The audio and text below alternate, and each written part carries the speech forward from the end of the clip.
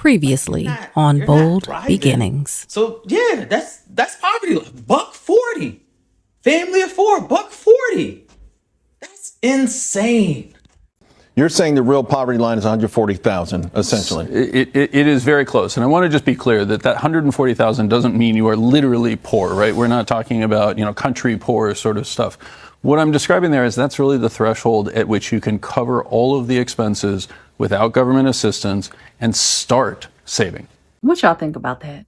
All right, so the first comment says, someone said you can't budget your way out of poverty. I think this proves it. And Just coming in case you up, haven't been told today, you cannot budget your way out of poverty. Something that comes from a cow's titty is $8. Something that comes out of a chicken's cooter is $5. Poverty isn't about bad spending habits. It's about not having enough to begin with. You cannot cut spending or out budget a bad economy. If the ends don't meet, the ends don't meet. Being poor is more expensive than being wealthy. You can stop getting coffee. You can stop getting your hair done. You can stop doing all of the things that make you feel like a human being, and you're still not going to be able to stretch that. this comment on the screen, you can't budget your way out of poverty, is the purpose of this video. I have seen a lot of comments along this same line where it's just like we're saying to people, you just need to learn how to budget. You need to save. You need to invest. And while budgeting is an important skill, today we're going to talk about why budgeting alone does not fix being broke. I've been seeing a lot of people on TikTok say the same thing, so I want to share a few clips and then we'll talk about it. Take a look at these videos. I hate seeing financial advice. You cannot budget your way out of poverty. The number one financial advice I give everybody is make more money. First of all, her hair, crazy. Love it. I agree. You cannot budget your way out of poverty. And that's because poverty isn't about bad spending habits. It's about not having enough to begin with. But you also can't build your way out of poverty without learning how to budget what you do have. Budgeting doesn't fix low income. It fixes leaks. And once you stop leaking, you've got power. You've got proof to show what you actually need to earn, where to cut back, and how to plan your next move. So the real formula will look something like this. Budgeting gets you stable, increasing your income gets you freedom, and investing will keep you there. So yeah, I guess you can't budget your way out of poverty, but you can budget your way through it. So I can't in good faith just tell you to make more money when you really don't even know how much more money you really need. And that right there is the part people keep skipping. Budgeting is a tool. It helps you manage your money once you have it. But if your income barely covers rent, if groceries keep going up, if gas, insurance, utilities, and childcare are eating up your entire check, what exactly are people supposed to budget? Just in case you haven't been told today, you cannot budget your way out of poverty. Something that comes from a cow's titty is $8. Something that comes out of a chicken's cooter is $5. All right. You are not the problem. The problem is price gouging and capitalism, babes. You can budget all you want to, but you cannot make a square peg fit in a round hole. For example, if your rent is too damn high, which a lot of people's rent is way too damn high. I'm talking about they ain't upgraded nothing, but still want to charge you extra $400, $500 a month when it comes to renew your lease, and you ain't got it, you're not going to be able to budget your way into having that extra $400 or $500. Okay, if your grocery bill used to be $200 and things are 2 times, 3 times the cost they used to be a year, 2 years, 3 years, 4 years ago, 5 years ago, babes, you don't have that extra money in the budget, because it is not like a lot of us are getting raises or bonuses that are so significant to cover the increased cost of living. Now, does budgeting help you know and be more knowledgeable about your finances? Yes, but budgeting is not going to help you come up with an extra $1,000. Capitalism is the problem. Price gouging is the problem, not you. I get so sick and tired of seeing the financial advice being given on here because it just seems very tone deaf. Now, not everyone has the same level of financial security, which we already know, but some of y'all are telling people to budget and cut spending and this and that. You cannot cut spending or out budget a bad economy. Like we're seeing in real time, massive layoffs, jobs not hiring, the smoke and mirrors being lifted, unemployment at an all-time high, and y'all are telling people to cut out coffee or as if buying a coffee is going to be the reason make or break the budget for this month. Like y'all are telling people to cut everything they do that brings them a little bit of joy in this messed up world. as if that's going to do anything. Like, I seen a person saying that rich people right now are not spending, they're saving everything they have. And the truth is, rich people are still confused if we're in a recession or not. They're still investing, they're still moving as if nothing's changed. Because they literally bank off chaos and destruction like this happening to the average person so they can make their money. So like, people acting like we can just budget and cut spending when everything is literally crap right now is insane to me. Some people truly believe you can budget your way out of poverty. That if someone is struggling, it's because they're bad with money, they're undisciplined, or they're irresponsible.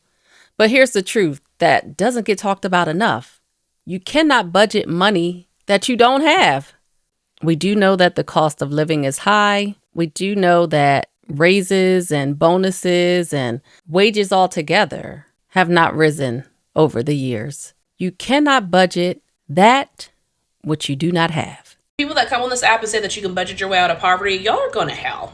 You really are. I was doing this story and looking up the information. In West Virginia, you have to have $80,000 to live comfortably, okay? And that's with no kids. With kids, double that, right? And the thing is, if you are getting paid $1,600 a month and your rent is $2,000, not because you want to live in a luxury high-rise, it's because these greedy corporate freaking landlord bastards, I'm gonna call them what they are price gouging. Like, there's nothing you can do. You can't stretch nothing into something. You can stop getting coffee, you can stop getting your hair done, you can stop doing all of the things that make you feel like a human being, and you're still not going to be able to stretch that. These people are trying to make us take responsibility, right, for why capitalism as a system does not work for working class people. It just does not work. And it's literally that simple. Once I learned that I am not the problem, it's the 1% that's the problem, that's taking advantage of me, my life as a working class person has known peace, all right? Stop letting these people gaslight you into thinking that you're the problem when it's the people up top that are the problem and taking advantage. One of the things that I've noticed on a lot of the videos where we're talking about finances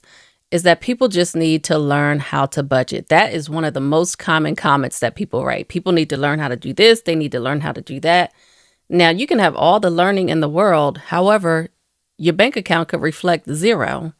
So having that knowledge and that skill to learn how to budget is not always the end all be all.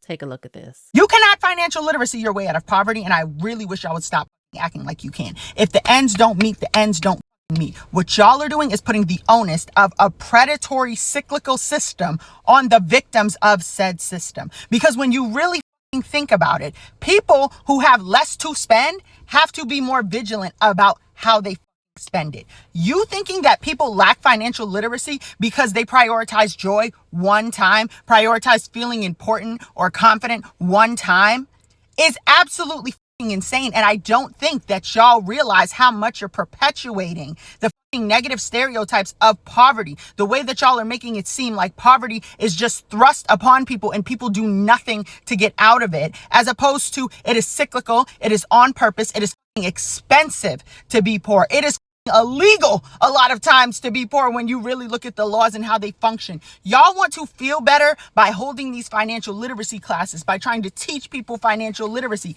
as if that's going to make them make more motherfucking money. Like, are y'all really serious? Y'all cannot sit here and be like, oh, we need to fight for better wages for me.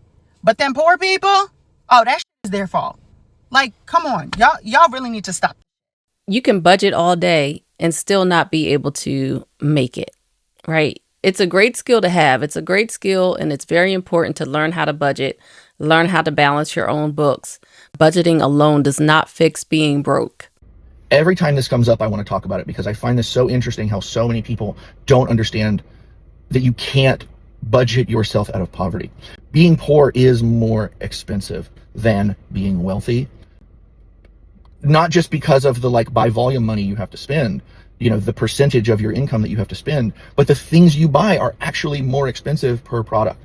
And I was talking to a girlfriend I had some years ago, and she brought up the question. She's like, I just wish more people had financial education and they could, do better to learn how to budget themselves a little better. And maybe that would help. And I had to explain to her, I was like, when I made $15 an hour, my ex-wife, who I was married to at the time, this is going back 15, 16 years ago, she made $8 an hour working at the Meijer store in Michigan. And so with that money, we were down to like sub $1 left over, paying all of our bills. We had no debt, but that is how tight we were budgeting. I would go to the store and we would go to buy toilet paper, and a 4-pack of toilet paper was almost $4. So let's just go ahead and pretend $1 per roll. Now, if I had been able to spend $20 on toilet paper, I could have gotten a 48-pack. I could have gotten that toilet paper that I still would have used, but had I been able to buy it in a larger quantity, I would have been able to get it for 40 cents a piece. So much of the things that poor people engage in are because they literally cannot afford the more expensive option. Another fantastic example, and if you've been with me for a long time, you've heard this. When that same time frame, we were having to go to the laundromat to wash our clothes. It would cost about $80 a month to go to the laundromat to wash clothes for 2 adults and a baby. Why didn't you just buy a washer and dryer? When you're budgeting down to the penny, you can't afford to just go spend $200 on a used washer and dryer. Now, when I got a raise, I went from $15 an hour to $25 an hour. My paychecks were substantially bigger. And the first thing I did was go buy a washer and dryer. Now, that washer and dryer paid for itself in 2 months. We're paying $80 a month. It essentially paid for itself in 2 months. Now, every single month moving forward, after those first 2 months, I have access to an additional $80 in my bank account that I didn't have before. You throw the toilet paper on there, over that, like, just those 2 little things, it's $84 a month that I now have access to that I didn't have access to before, because I had the financial power to make the smarter financial decision. When you are poor, you do not have access to this power. And that's just 2 little baby examples. When you're poor, you know, and you guys have made it this far, I want to know what other examples, like these are my 2 favorites because they apply to me, but I want to know like other examples that you've seen like this. That was good. Do you have any additional examples? Now, let me be clear, because I already know how the comments can go. Yes, budgeting is a good skill. Yes, everyone should learn how to manage money. Yes, financial literacy matters, but skills do not replace income. You can be disciplined, you can be responsible, you can be intentional and still be broke.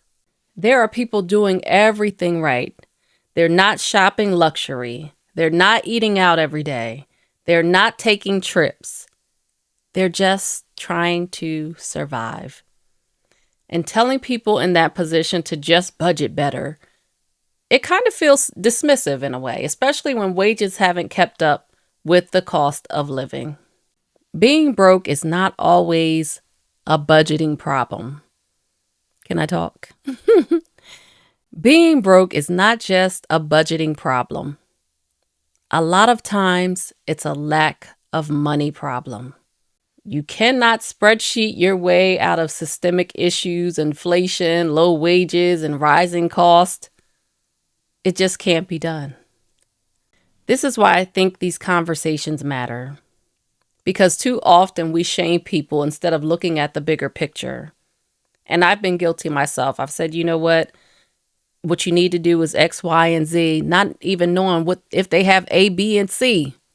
And especially in our communities, we need honesty, not hustle culture guilt, not financial shaming. So I want to know what you think. Do you believe people can budget their way out of being broke? Or do you think more income is the real solution? As always, I love a good comment conversation. Feel free to drop some comments down below and let's talk about it respectfully. Now, if this conversation resonates with you, make sure you like, comment, and subscribe. I love a good comment conversation. I talk about a plethora of things over here. Talk about money, we talk about struggles, we talk about things that are relatable, but I'm interested in getting to have a community of like-minded people, and we can chit-chat in the comments. I love it. All right. As always, thank you so much for watching. I'm so grateful. Take care, and I'll see you in the next video.